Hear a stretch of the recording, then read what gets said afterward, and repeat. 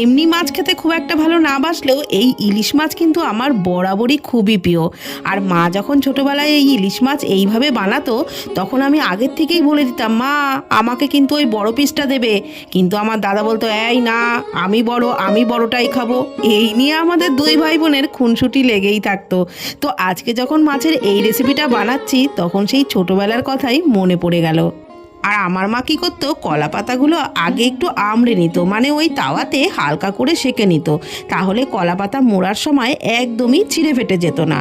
আর রান্নাটা কিন্তু আমার মা ওই আঁচের উনুনেই ধিমে আঁচে করতো।